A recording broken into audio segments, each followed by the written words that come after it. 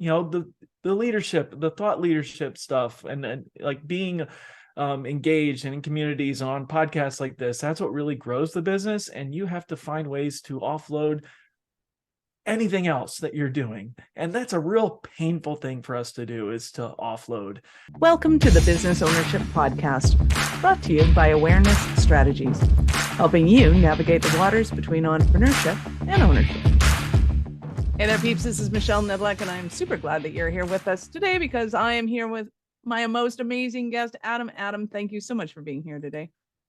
Oh, thank you so much for having me, Michelle. Good to connect again. We geeked out the last time, so here for more. Right. I'm going to have a ton of fun. Awesome. So give us kind of the highlight of who you are and what you do for business. For sure. So prior to all this business adventure, I was a career soldier. Did 12 years active duty U.S. Army and left the service to take a job as a director of operations for one of the now world's largest online music education companies. I helped grow that company from 4 to 20 people and loved every step of the journey, just building the operating system that ran that business. And now that's exactly what I help entrepreneurs do, is get themselves out of the way, empower their team so that they can grow and grow together. Nice. I love it. So what made you decide to go into that aspect of the leadership aspect of things? I kind of fell backwards into it, honestly. I was about 18 months out from getting out of the military, and I had broken an ankle in a training accident. Broken my ankle in 3 different places. And so I found myself on my back for like a month. And I'm sure I'm speaking to the choir here. We don't sit still that well, but I had to. So I started reading. I found Russell Brunson. That opened up Pandora's box of what internet marketing is. And so I immediately went to Upwork, found a gig doing social media management for this music company. And when I was getting ready to leave, they're like, well, can you come on board full time? We need someone to run operations. It's like, well, what does that mean? I don't know. You'll figure it out. Okay. Then, the rest is history, just kind of take the opportunities in front of you. I love it. And I love that kind of entrepreneurialism of, we don't know, but we'll figure it out as we go. Yes. Those are probably some of my favorite jobs all the way through that. So I love it. So now in work, who do you serve and support particularly? Who do you love to work with? I primarily work with online education companies, online courses particularly. That's my passion. I've been teaching since I was 14 years old. I was teaching music lessons at 14, and I love to teach. It's one of those things, like once you discover that and you love to teach, you can't turn it off, and you just teach every chance you get. So Thanks. Love it. So what are some of the things that entrepreneurs aren't doing when that they should be doing kind of in preparation for something like that? For sure. I mean, the biggest thing that we're so neglectful of is just capturing process and building process into our companies. And we make a big thing out of it. Like an SOP has to be this whole like ordeal. It doesn't. SOP can be as simple as just creating a Loom video of you doing a process. It doesn't have to be this whole drawn out affair. But when you're building process, when you're documenting what you do, that makes handing it over so much easier. But with that, the first step is honestly a mindset step. And it's honestly just saying, I'm not the best at doing everything in the world. And I don't have to be the best at doing everything in the world. We all have our own superpowers, our own super strengths. And yeah, we get stuck in the day-to-day of the business. And sometimes that's like fun to do because it's busy work and it keeps us occupied. But that's not what's actually going to grow your business forward. It's the leadership, the thought leadership stuff, and like being engaged and in communities on podcasts like this. That's what really grows the business. And you have to find ways to offload anything else that you're doing. And that's a real painful thing for us to do, is to offload. But you got to get over yourself. And believe me, preaching to the choir, I've had to look in the mirror before and do this myself, even at the director of operations role. We're always offloading, always looking for ways to bring more support into what we're doing. I love it. So what are some of the pillars that you're working with that you're teaching people, okay, we have to have these things in place? So the first is just an organizational system for everything that you're doing. I'm a big, firm believer in organizing everything that's going on in the business in a project management system. And it doesn't matter which one, it's Monday or ClickUp or Asana, it doesn't matter. I have my favorite, and I'm not going to get into a turf war over which one's the best. What you like is the best one for you. And that's just, let's get that right out in front. But it's a lot of times when we're working with that kind of software, we tend to only think of projects and organizing the bigger stuff inside that type of software. But so much of what's going on in our company is the recurring projects, the recurring tasks that have to happen every single day just to make the company move forward. Even simple things like customer service tickets, posting stuff to social. We want to represent everything that we're doing inside the company, inside our project management, and then we're positioned to grow the company. The other thing is a communication structure within the team. We can't leave this all to chance. We need to have regular interactions with our team members. That can be as simple as a 5-minute video of you talking to Loom just to give your team an update on what's going on in the company. More communication is better.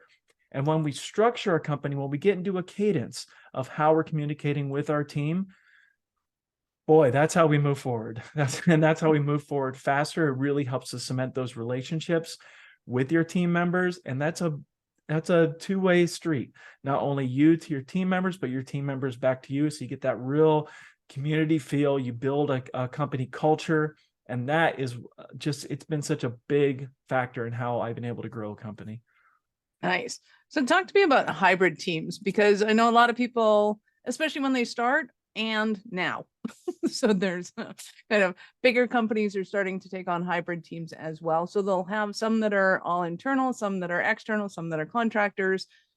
Like, how do you bring those kind of teams together? And I say that I think it's becoming more common now because everybody's working virtually, but I still know, bricks and mortar companies, like big oil and gas companies, that have their internal employees, they have external contractors, and they have so talk to me about that and how you help people communicate there. To be totally honest, I have only worked in fully remote companies for the last 5 years. So even the thought of an office that's not my office kind of scares me. I can't imagine going back to that type of relationship. The one thing I did know, because we did that in the military a lot, where we would be geographically dispersed. I'd be on the other side of the planet, but I'd still have a boss back in Fort Bragg or back in Florida at CENTCOM or SOCOM that I'd have to communicate with. I would say that, the biggest thing that happens with those hybrid relationships and this remote relationships as well is time zones are such a tricky, finicky thing. Yes, and they are. If only we could just do it all at the same time zone, that'd be perfect. Correct. There are so many tools right now out there that enable at least keeping on the same page as far as like what time zone we're talking about. I would just strongly encourage you adopt a company time zone. And when we say the time, this is the company time zone, and everything will be referred to in that time zone. But just from a pure leadership perspective, I think it's tempting for us to want to say, well, I'm the boss, I'm the leader, you meet on my time zone. But sometimes it's going to be up to us to leverage ourselves outside of our own comfort zone, outside of our own schedule, if we have geographically dispersed team members. And sometimes something as simple as coming in late night for us, but normal time for them. It's just those little rapport building things that you can do with your team. That it's not the most convenient thing for us as the leaders, but it pays off dividends. And then when you're asking for it in a reciprocal way, definitely you're more likely to get it without the pushback that you're going to get, for sure. I love it. And when it comes to kind of, you were saying, just even if it's an update from the head of the company, kind of in a Loom video, because I notice a lot of people, especially when they they don't have enough team to have middle management, but they have more than enough team that they're kind of going, okay, I'll meet with you on Friday, I'll meet with you on Tuesday, I'll meet with you. And it becomes kind of this sporadic meetings, and all of a sudden the data becomes siloed. How do you make sure that everybody's kind of continually on the same page, even though they're like, they got their project and they're doing it great, but how do we keep everybody in the loop of everything that's going on? That's a great question, and one that there's so many the imperfect answer for. Exactly. What I will say about meetings is that if they're not predictable, if there's not a stability to it, you're introducing chaos into your life and into your business. And as much as we like to pretend that we are just these visionaries that love to whatever, no, we all like structure. Okay, structure is good for all of us, and when we introduce structure, everyone's better for it. What I found to work incredibly well is at the start of week to have a full team meeting and to try to get everything that has to go out to the whole team, even if, okay, for 2 minutes I'm going to go talk to this person over here, but everyone's present for that. That really gets the week flowing in the right direction. From that point on, I like to do departmentals. So if you have a couple of people working in marketing, a couple of people like in sales or customer service or product development, if we can silo those meetings into their own separate departmental, then we're at least getting our team members together. We're setting the stage for further team growth. So if you bring someone else on into that department, there's already a structure they're falling into. So that's how I'd handle more of the sporadic, where you don't need the whole team. And really that 5 to 10 minute update every day, it's designed to be a coverall where I might only talk for 30 seconds about one area, 30 seconds about another area, but it's a one place for everyone to kind of get their update and their marching orders for the day. And it has a great way of getting a whole lot of information out in a very short period of time. I love that. So what would you say is your favorite part of your business? My favorite part right now, I get to work with operators. I get to work with the second in command in so many companies now, which is one of the more neglected areas of online businesses that I've seen. There's a ton of resources for entrepreneurs, a ton of resources for visionaries. That second in command kind of gets, okay, you'll figure it out. And I've met some amazing, incredible people, and to give them those tools, they all want to be better leaders for their team. And when those lights start to come on and they are able to see the impact that they have with their team, oh, it's so amazing, so rewarding to see that. Love that. So it has not been my experience in terms of operations that it's kind of the best person doing the task gets put into operations. Operations, in my experience, has always had a unique kind of leadership experience. But yes, kind of what's happening in your companies, and what do you see as kind of one of the best ways to hire into that position? That's a very good question. A lot of the companies I've worked with kind of had that person who had fallen into the role, much like I fell into it before. What we're looking for really when we're thinking about that second in command, we have to think of leadership from two different perspectives. The visionary and the CEO they're the creative leader for the team. They're providing the vision and the inspiration for everyone to follow. The operator, that second in command, is the emotional leader of the team. They're the person that everyone is going to bring their problems to. Everyone's going to bring their celebrations to, their gripes, their complaints, everything.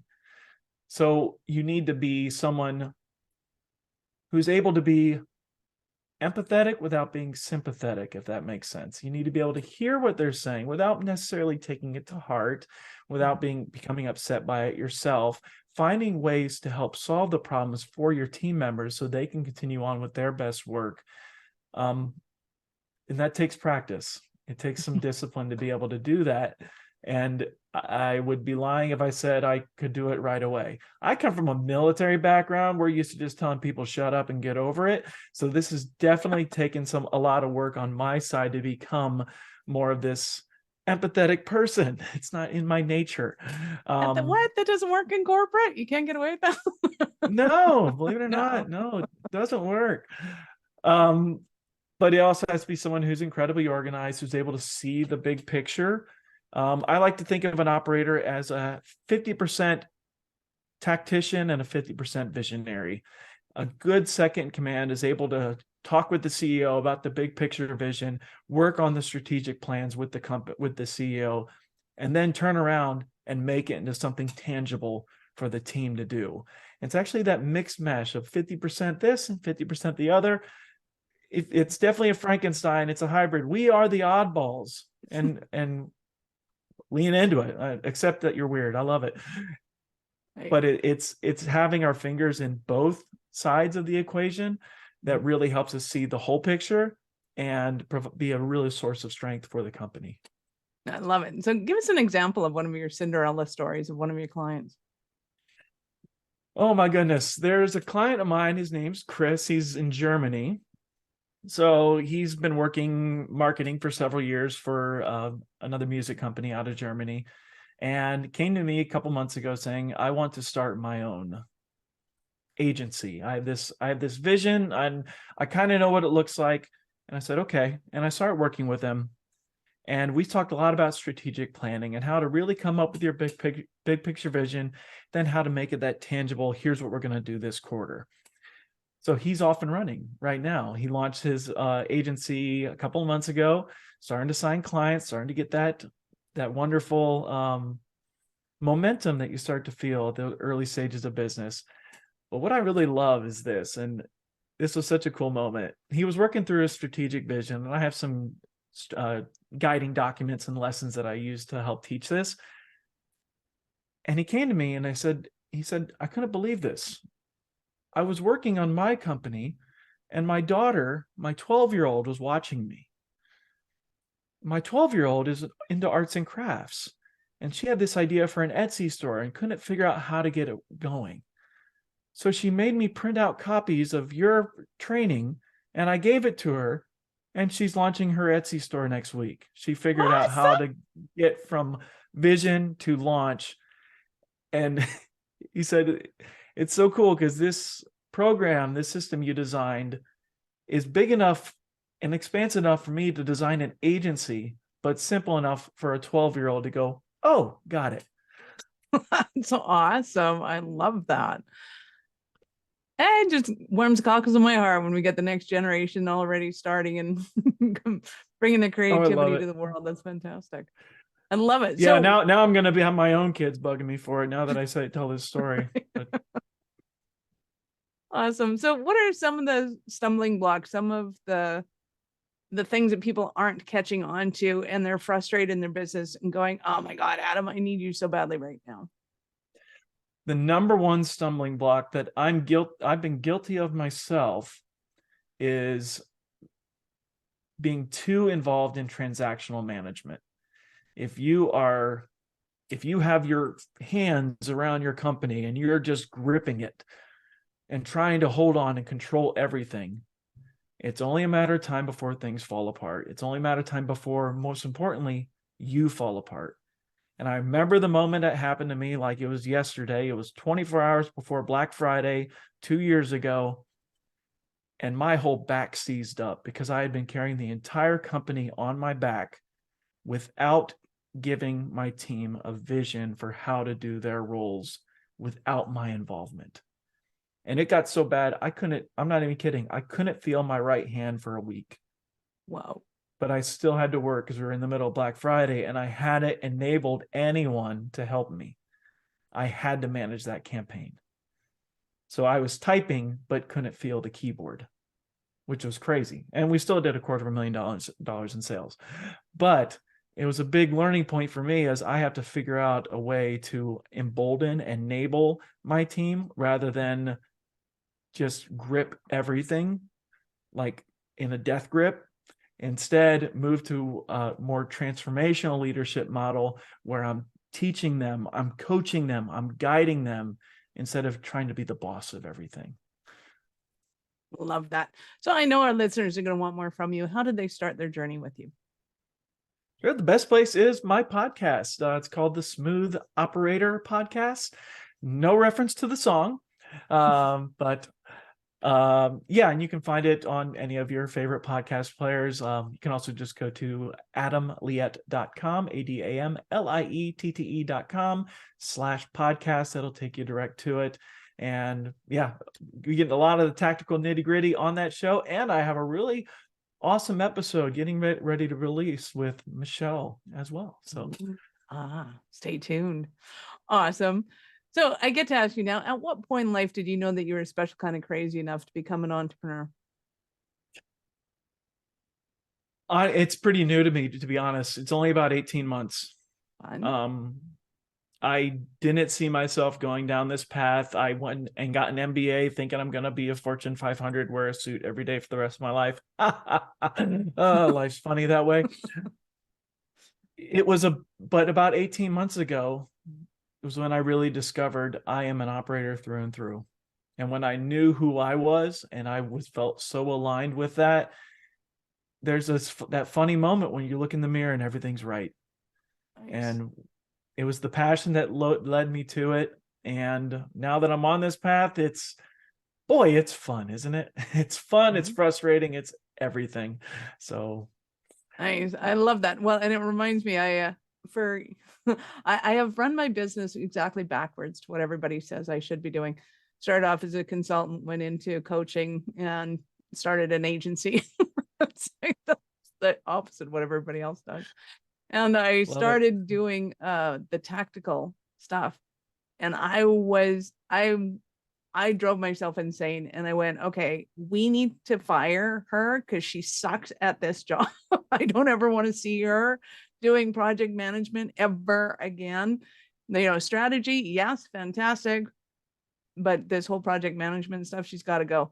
So I fired myself rapidly and went, there's just some things I'm good at. And strategy, I can talk strategy all day long. You can give me the most inane thing. Like, I used to be a fisherman and I want to take a bass ball. How do I meld these two companies together in order to make it one efficient thing? And we will come up with something. Like I can totally make it happen and it'll be a great idea and you'll have fun doing it. But this whole project management stuff is like, I'd come back to the team and go, hey, we got this plan. It's going to be awesome. And we got to do this, that, and the other thing. And all the techies are like, okay, so what's and then they throw acronyms at me. And I'm like, yeah, I don't know. Yeah.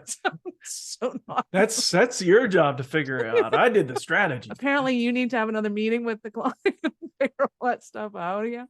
So yeah, we immediately restructured how that whole process of conversation and communication went down. Because when you find your thing though, I find it really is. And let's talk about this one for a little bit, because I think people underestimate how important it is to take something that is innately easy for you, that you just happen to be really good at, and they underestimate it, thinking that if I don't work hard at it, I'm not good at it, or I don't deserve the accolades that I'm getting, or whatever.